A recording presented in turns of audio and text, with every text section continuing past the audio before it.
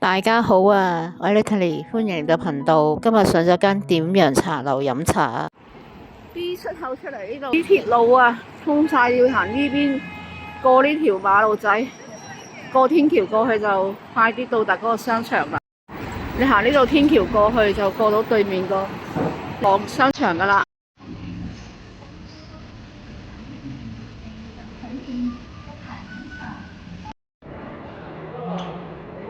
一入嚟就係一盆大花，呢度係錢櫃啊，找數，呢邊係咁樣嘅。佢個環境都好優美嘅，古色古香設計得。而家大家睇下個環境，影一影俾大家睇下。呢個環境就係咁樣噶啦。我哋今日就坐呢張台。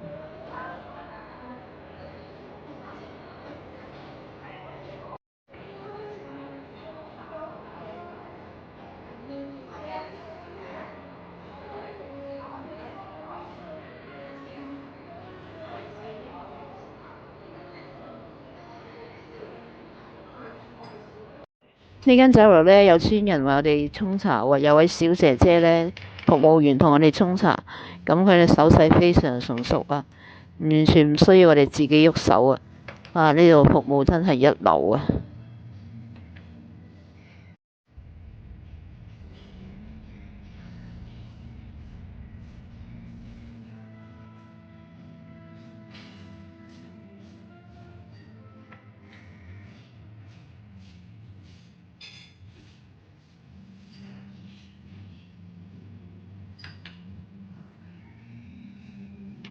喺大眾點評呢，有一個二人套餐啊，非常之抵食啊！我一早就睇中咗啦，咁我哋當然係要戒呢個抵食嘅二人套餐啦。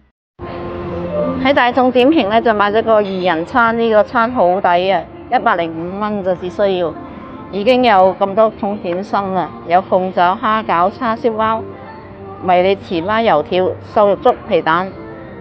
咁有菜心啦，有茶位、紙巾包晒，仲有個紅米腸啊！咁首先我哋就上坐 B10台，首先上嚟呢，就係呢個油條糍粑，睇個賣相都好靚，呢個好特別嘅，未食過呢個點心，喺香港都好少有呢個點心食到。呢個套餐包嘅菜心啊，都好大碟啊，佢都睇見好翠綠，好靚。呢個暫時嚟咗2樣嘢，跟住嚟咗呢個叉燒包，好靚好大個，超豐滿。蝦餃都好大粒啊，睇佢啲皮薄餡靚，透到啲蝦出嚟喎，見到。呢個係鳳爪，個樣子都唔錯。呢個影一個大合照，暫時嚟咗呢幾樣，仲有邊樣嘢未嚟啊？首先試下呢個特別啲嘅糍粑係咩嘅味道？佢有啲奶絲嘅感覺，個油炸鬼呢，哇好脆，好好食啊！好特別嘅口感，又脆又有啲好似麻薯咁嘅煙煙韌韌咁嘅，非常之特別，又脆又有煙韌嘅感覺。最後呢個紅米腸都上埋嚟啦，好靚喎個紅米腸，啲滿份嘅係。呢個餐都好抵食喎，咁多嘢都係105蚊咋，總共有咁多樣點心啊！而家睇下逐樣睇下係咪好食先。菜心好翠綠，好嫩啊，唔會好韌啊，個軟腍程度啱啱好。紅米腸，紅米腸。睇到好啲鮮蝦入邊有啲紅米腸都幾好味啊！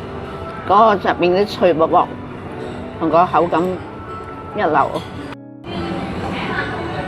呢個蝦餃非常之大粒啊！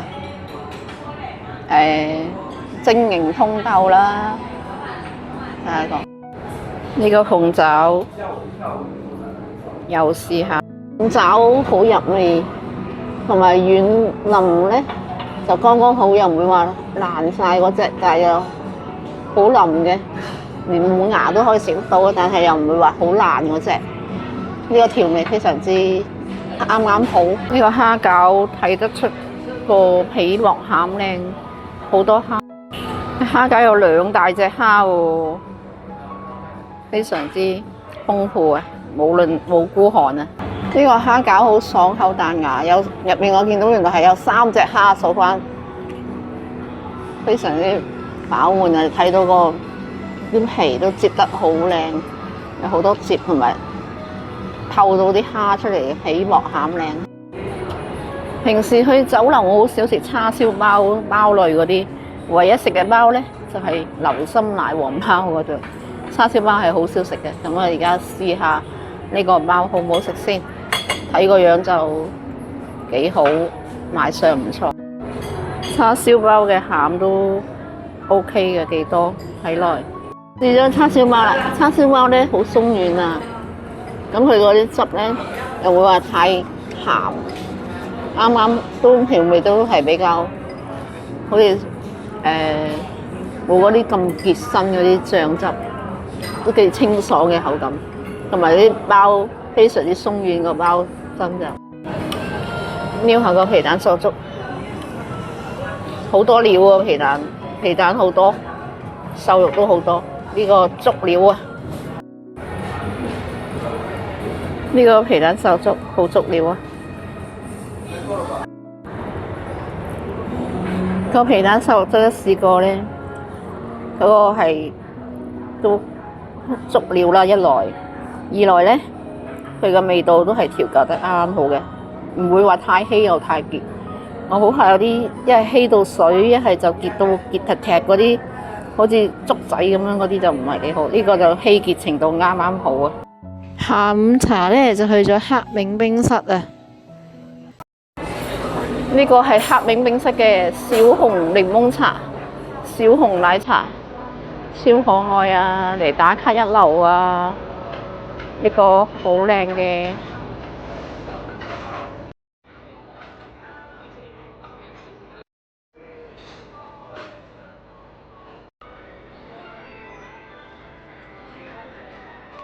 買咗個下午茶餐啊！呢個係其中一樣嘅雞翼薯條啊，雞翼薯條啦，呢個係芝士火腿包啊，同埋有2杯嘅嘢飲。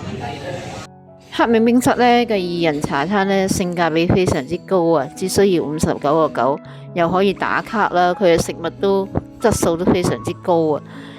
熱雞翼咧就炸得好鬆脆啦，咁個芝士豬扒包都好好味啊。我覺得如果個個行到攰可以嚟試下咯。